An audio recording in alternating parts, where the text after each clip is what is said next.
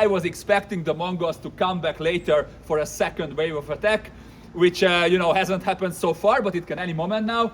The point is that he wanted us to be better prepared against a possible future Mongol attack, so he started to build castles all over the Kingdom of Hungary. One of the bigger ones was built, you guessed right here on the top of the Buda Hills, along with an entire new city as well, which later on became the capital of Hungary as well. So basically, in other words, to sum up, the castle district's history began after the Mongol invasion, when Béla IV moved his people up here, fearing a future Mongol attack. This guy had a lot on his hands, he had to rebuild the entire country with half the population gone and whatnot. But he did a pretty good job, so we can move forward a couple of centuries, and now we are in the 16th century. Early 16th century, new visitors arrived to Hungary, but this time not from the east, but from the south. And they were the Ottomans. The Ottoman Turkish Empire came here, occupied most of Hungary, and loved it here so much that they didn't only stay for a meager 2 years like the Mongols, but instead 150 years. So to sum up, the Kingdom of Hungary is under Ottoman Turkish occupation for 150 years, from the early 16th to the late 17th century, until 1686 to be precise, because 1686 was the year when the Ottomans eventually go home.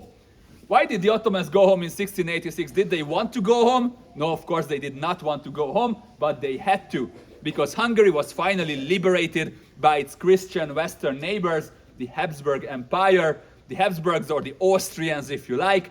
The Austrians, the Habsburgs, came here, fought the Ottomans in Buda, Ottomans leave. That's great, we were super grateful for the Habsburgs for liberating us. Only problem was that our liberators themselves forgot to go home, so the Kingdom of Hungary becomes part of the Habsburg Empire for the next couple of centuries. During this period, during these centuries, as you can imagine, we had our ups and downs with the Habsburgs ruling over us, but all in all, we also had 12 revolutions against the Habsburg monarchy. We lost all of them. We are very good at losing revolutions. However, the biggest one of the 12 revolutions, the one that took place in 1848, 1849, revolutions all across Europe in this period, well, of course, we lost this one as well, but this one, this big revolution, finally had some indirect good outcomes for Hungary.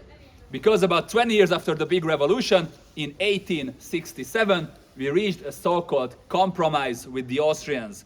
And from this compromise of 1867 between the Hungarians and the Austrians, a new empire was born. We were not just the Habsburg Empire or later an Austrian Empire anymore, but we became the Austro-Hungarian dual monarchy, commonly known as the Austro-Hungarian Empire, or simply just Austria-Hungary, which became the second largest empire, European empire of that era, second only after the Tsardom of Russia. And this marks the beginning of a golden age for the Kingdom of Hungary as part of the Austro-Hungarian Empire. This 50-year period we're talking about, also known as the peaceful period. And it was an especially prosperous era for the city of Budapest. So much that Budapest was actually born in this period as well, in 1873, so exactly 150 years ago, with the unification of a few smaller cities. Can you guess the names of the cities that created Budapest? Buda, very good. Very good. And there was a third one as well, called Óbuda, which very simply means Old Buda. And as you can guess by the name, Old Buda was the original Buda. But then Mongol invasion happens, king moves his people up here with a new castle, and this one became the new Buda. The original, however, which is nowadays just the northern half of the Buda side, until 1873 was its own city known as Old Buda. Long story short, Old Buda, Buda, and Pest created Budapest in 1873. Like I said, it's a golden age for the city. Basically, all of our major monuments are from this period as well, from the Parliament to the Basilica to the Fisherman's Bastion and a lot more.